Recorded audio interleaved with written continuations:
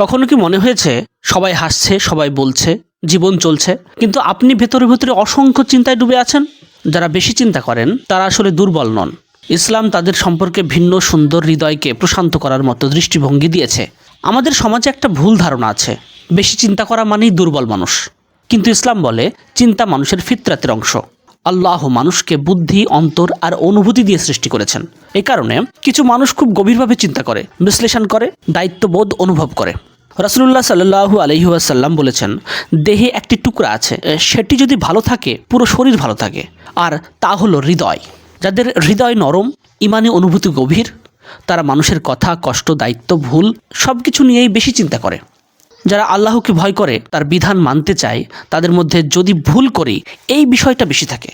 এটাও তাকওয়ার পরিচয়।